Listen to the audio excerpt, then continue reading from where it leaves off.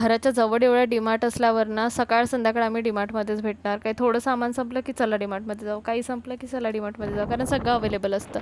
असो आज Sunday special ना अप्पे बनवायचे होते, तर त्याचे पण सामान थोडं मला डीमार्टमध्येच घ्यायचं होतं. इकडे आलं ना बाकी सगळे शॉपिंग वगैरे मी करून घेतली.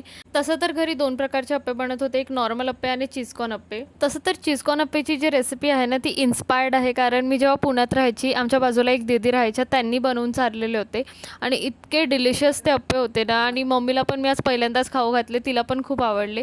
आणि असो मम्मीनी ना केसांसाठी एक DIY मास्क रेडी केला होता, तेच मी ते केसांना लावते. प्रॉपर केसांना लावून झाल्यावर थोडं त्याला मसाज केलं, रूटपासनं ते केसाच्या एंडपर्यंत मी प्रॉपर लावून घेतलं होतं. आणि मसाजरने मी केसांना थोडं मसाज दिलं, जे की एकदम रिलॅक्सिंग होतं.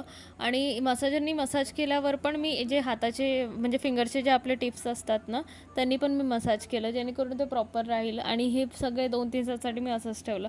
आणि आता डायरेक्ट भेटते मी तुम्हाला इथे फ्रेश होऊन. आज ॲक्च्युली दिवस कसा गेला समजलं नाही, आणि फ्रेश वगैरे होऊन इतकं रिलॅक्स वाटत होतं ना. आणि जवळजवळ मला हे 6-6:30 वाजले होते. आजचा वेदर इतका छान होता ना, संध्याकाळी एकदम मस्त आणि फ्रेश वाटत होतं. इकडे मी बाकी सगळे आपले कपडे वगैरे काढून थोड्या वेळ चहाची वेळ झाली होती, त्यामुळे मी खाली आली. मम्मीने मस्त चहा वगैरे बनवून ठेवला होता. चहा वगैरे घेतल्यानंतर ना मी थोडंसं इकडे माझी हेअरची जी कंडिशन आहे आधीपेक्षा इतके स्मूथ झाले होते आणि इतके शायनी वाटत होते, इतके सिल्की झाले होते ना, की खूप मस्त वाटलं. आणि असंच होतं माझा आजचा दिवस. जास्त काही मी शूट नाही केला. आता उद्या भेटूया सकाळी सकाळी. बाय.